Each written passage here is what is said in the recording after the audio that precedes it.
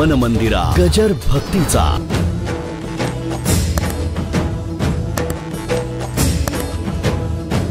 माहिती म्हणून बरं का, असं काही टीका टिप्पणी म्हणून नाही किंवा असं काही नाही आहे.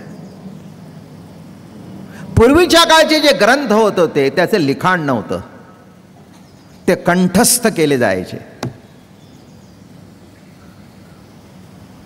वेद कंठस्थ म्हणजे पाठ करून घ्यायचा, आणि तो इतका निर्दोष पाठ करून घ्यायचा.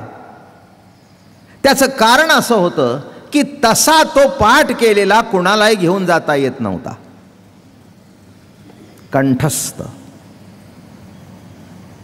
बरं का. वाङ्मय कसं होतं नाही का, ऋषी मुनींनी जतन कसं केलं, कंठस्थ. कालांतराने काळ बदलला, परिस्थिती बदलली, माणसाची वृत्ती पैस झाली. काय माणसाची वृत्ती पैस झाली. बघा समाजामध्ये सुद्धा पैस झालं ना. बायका कुठे नोकरी करत होत्या? बायकांनी मुळात घराच्या बाहेरच जायचं नाही. हां, आज बायका घराच्या बाहेर जातात, काम करतात. आता पुण्याची पोलीस प्रमुख बाई झाली. बरोबर आहे ना. म्हणजे आता कोणत्या पदापर्यंत बाई जाऊन पोचते हा काळाचा महिमा आहे. हा कालमानानुसार झालेला बदल आहे. हिंदुस्थानातल्या एका महान पार्टीची, स्वराज्याच्या पूर्व काळापासून जी आलेली पार्टी बरं का, त्या पार्टीची प्रेसिडेंट बाई आहे.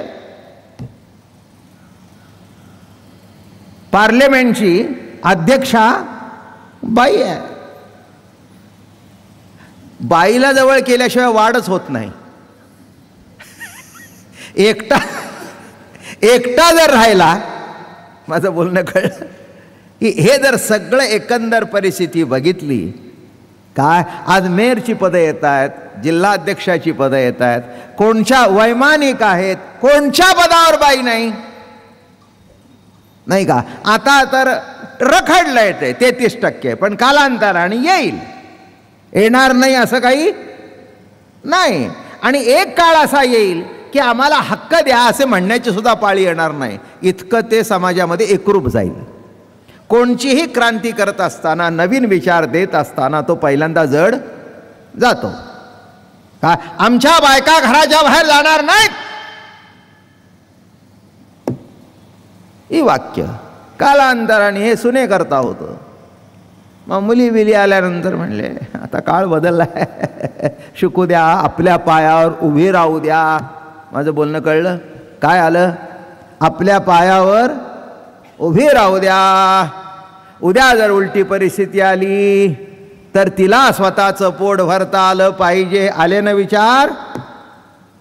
हां, काय जसा सामाजिक परिस्थितीमध्ये बदल झाला, तसं आध्यात्मिक परिस्थितीमध्ये सुद्धा ज्ञान सगळ्याच्या घरी पोचलं पाहिजे. पहिल्यांदा हंडा घेऊन नदीला जाऊन, ओढ्याला जाऊन, डोक्यावर दुडीवर दुडी चाले मोकळी गुजरी, अशा 5-5 काय. हां, तुम्ही अजून कोकणपट्टीला जा, जिथे अजून नळ आले नाहीत, एवढा हंडा असा असा असा असा असा असा असा असं. तुकाराम महाराजांना आमच्या त्याच्यात सुद्धा तत्वज्ञान दिसलं. ती गुजरी चालत होती आणि अशी हाताने चालत होती, बोलत होती, सगळं काही करत होती. तुकाराम महाराज म्हणाले एवढं जरी बोलत होती ते लक्ष तिथे होतं. तसं जीवनामध्ये विविध कृती घडू देत, पण लक्ष प्रभूवर असू दे, म्हणजे त्याचा विलास कळेल. हेच त्याच्यातलं कौतुक आहे, नाही का. चाले मोकळी गुजरी हा विलास आहे, हे कौतुक आहे. माझं म्हणणं कळलं? कसा पालट झाला? कसा पालट झाला? नदीवर जाणं, आणणं. आता जर एका बाईला सांगितलं पाणी नाही आहे, खाली जा, पाणी, वरच्या मजल्याची खाली उतरायला तयार नाही. घरातल्या नळाला पाणी भरायच्या बाईला सवय, दारातल्या नळाला पाणी भरत नाही. माझं म्हणणं कळलं? एका घरामध्ये 15 नळ झाले, संडासमध्ये 2, बाथरूममध्ये 2, बेसिनमधला 1, पाणी भरायचा 1, साठ्याचा 1, किती बघा तुमच्या घरात नळ किती. तरी सुद्धा जागच्या जागेवर जर 4-5 नळ दिले तर तेही बरं होईल. माणसाची प्रवृत्ती कशी झाली, किती अवघड आहे ना, लक्षात घ्या. काळ बदलला. मग काळ जर बदलला, वेळ जर बदलली, तर तत्वज्ञानाच्या वितरणाची पद्धत सुद्धा बदलायलाच पाहिजे, नाही का. तसं ज्ञानेश्वर महाराजांनी काळाचा महिमा ओळखून, हो त्यावेळी ते सुद्धा त्यांना म्हणाले, अहो हे सांगता हे कुणाला कळेल का न कळेल. ते म्हणले कळू दे, नाही तर न कळू दे, राहू दे तरी. काय आता जे भागवताचं सांगत होतो, वाचा नाही तर नका वाचू, मुलांनी वाचू दे नाही तर न वाचू दे, पण चांगलं पुस्तक बघितल्यानंतर म्हणतील बघू तरी काय आहे ते. माझं बोलणं कळलं का. काय तसं या ठिकाणी जे वैशिष्ट्य आहे, काय आहे काय नाही, हे नीट लक्षात घ्या. तसं ज्ञानेश्वर महाराजांनी सहज सोप्या भाषेमध्ये आणि जो अमृतानुभव सांगितला, सांगता सांगता त्यांना असं कळलं की देव आणि गुरु हे भिन्न नाहीत. काय कळलं, देव आणि गुरु हे भिन्न नाहीत. माझ्या गुरुने नाव ठेवून घेतलंय काय, निवृत्ती. पण म्हणाले प्रवृत्ती जर नाही तर ही निवृत्ती आली कुठून, काय ही खोळ घेतली गुरु महाराजांनी, काही कारण आहे का. लटिके रुडे जड म्हणे उजिवडे, न घडे तेही घडे याची आमावा. काय म्हणतात बघा, स्वरूपत्वे जे न घडे त्यासी आपण केवी घडे, आता जे वाणी वाडे ते ठाईच असे. स्वरूपामध्ये इथून तिथून तेच असल्या कारणाने निराळ काहीच घडत नाही. निराळ असेल तर काहीतरी घडलं, निराळ नसेल तर काहीच घडलं नाही. परिच्छिन्न असेल तर काहीतरी घडलं, अपरिच्छिन्न असेल तर काही घडलं असं बिलकुलच नाही. काय म्हणतात, साचची लटके म्हणे हे साचची उमटू जाणे, आणि जे जे माने जडपणे ते अजडेची करोनी. जड काय अजड काय हे तुम्ही बोलायला लागला म्हणून झालं, मूळ स्वरूपामध्ये जड काय ना अजड काय भेद करताना आपण करतो, एक चेतन एक अचेतन. पण अचेतन म्हणलं तरी त्याच्यामध्ये चेतन आहेच ना का नाही. चला तुम्हाला एक मस्त दृष्टांत देतो म्हणजे कळेल. काय सध्या काय चाललंय घराचं काम, अहो काय म्हणले, हो काम खांब कमजोर झाला. तुम्ही जसे साठीत कमजोर होता तसा तुमच्या घराचा खांब सुद्धा, म्हणजे त्याच्यात जी शक्ती होती ती कमी झाली ना, म्हणजे काहीतरी आहे ना. असा खांब जेव्हा वरचे 2 मजले पूर्वीच्या काळी उठून धरत होता तेव्हा त्याच्यामध्ये काहीतरी शक्ती. कॉन्क्रीटच्या घराची शब्द कसा आहे बघा. आता कॉन्क्रीटची घरं हो काय 60-70 वर्षाचं आयुष्य, काय बोललं जातं, काय बोललं जातं, किती वर्षाचं आयुष्य, 60-70 वर्षाचं आयुष्य. तुमचं किती आयुष्य आलं का. म्हणजे कॉन्क्रीटच्या बिल्डिंगमध्ये सुद्धा शक्ती कमी होते, लाकडी बिल्डिंगमध्ये सुद्धा शक्ती कमी होते, मातीच्या घरामध्ये सुद्धा शक्ती कमी होते, तुमच्यातली सुद्धा कमी होते. म्हणजे जड म्हणता, अचेतन म्हणता, स्थूल म्हणता, बरोबर आहे ना, स्थावर जंगम वाटणीतला शब्द, कायदेशीर शब्द. स्थावर इस्टेट किती, जंगम इस्टेट किती. स्थावर म्हणजे जी हलवता येत नाही ती, आणि इकडे तिकडे हलवता येते ती जंगम. काय म्हणून दागिने पळवता येतात, घर पळवता येईल का, स्थावर. लक्षात घ्या.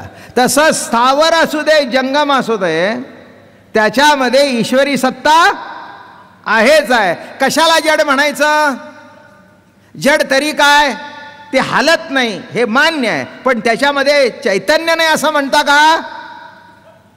म्हणून महाराज म्हणाले हे असो उदकाचे साचपण न मोळोणी तरंगभान.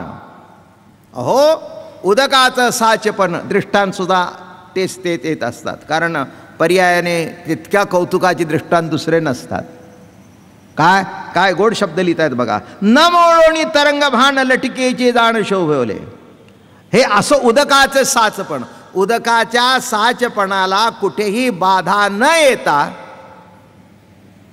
काय उदकाच्या साचपणाला कुठेही बाधा न येता न मोळोनीत लटिकेची जाण शोभले. दिसतच आहे ना, तरंग नाही पाणी आहे हे तुम्हाला कळलं. अगदी तरंग नाही, तरंगाचं खंडन केलं, मान्य आहे, पाणी आहे, तरी पण त्या तरंगामुळे शोभा दिसते ना. काय आर्ग्युमेंट आहे ज्ञानेश्वर महाराजांचं? तरंगामुळे शोभा दिसते ना. अहो तुम्ही म्हणाला तरंग नाही, मान्य आहे तरंग नाही, पण जे काही उदित होत आहे त्यामुळे शोभा दिसते ना. तसं तुम्ही आम्ही सगळे मिथ्या नाशिवंत, बरोबर आहे ना? काय तुम्ही आम्ही कोण? नाशिवंत. इथला कोण अविनाशी आहे? तुमच्यातलं चैतन्य अविनाशी आहे, बाकी तुम्ही जरा बोलण्याकरता विनोद विलास करता सांगतो. सगळे नाशिवंत आहेत, मिथ्या आहेत, बरोबर आहे ना? पण हे मिथ्या असल्याशिवाय माझं प्रवचन चालत नाही ना. सत्य काय कळ? काय सत्य प्रवचन चाललं हे तरी सत्य आहे ना? हा सत्य आहे. पण इथे जे सगळे बसलेले आहेत ते मिथ्या आहेत असं जर म्हटलं तर हे मिथ्या आल्याशिवाय प्रवचनाला रंग नाही. काय आज जी शोभा आहे, अगदी पहिल्या दिवसापासून भरगच्च मंडप भरतोय. 10-15 मिनिटामध्ये इकडे तिकडे उशीर येतो, ते धावपळतच येतो मनुष्य. काय अगदी गदागद धाव पळत येतो, ऐकायला येतो. शोभा ही मंडपाची. हे बघा दगडूशेठच्या हलवाई कार्यक्रमाचं महत्त्व काय आहे महेशराव? खुर्च्या वाढवायला लागत आहेत हे महत्त्व आहे. विलास आहे.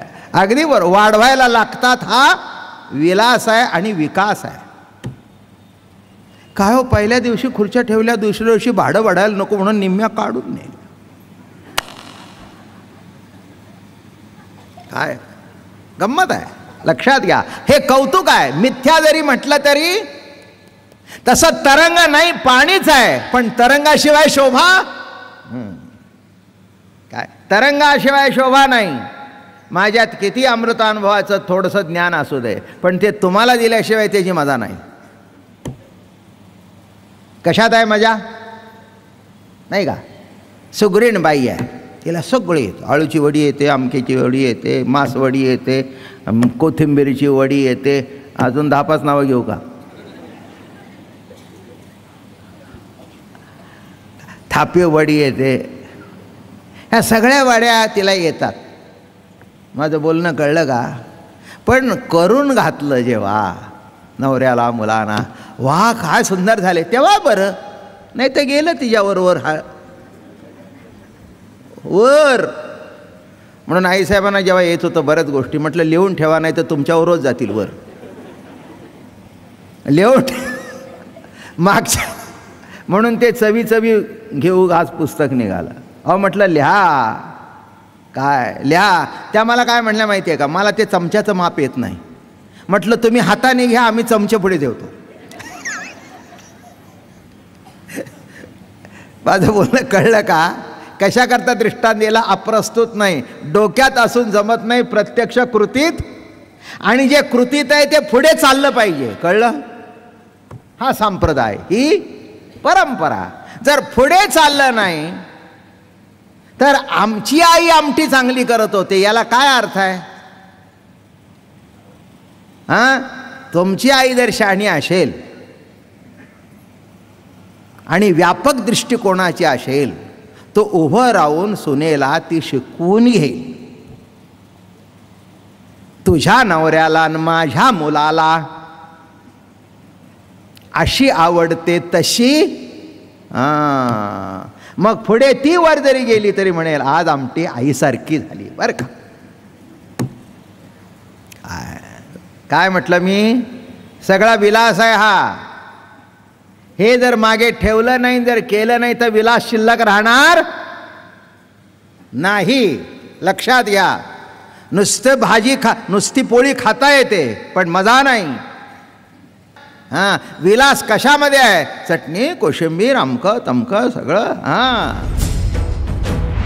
मन मंदिरा गजर भक्तीचा.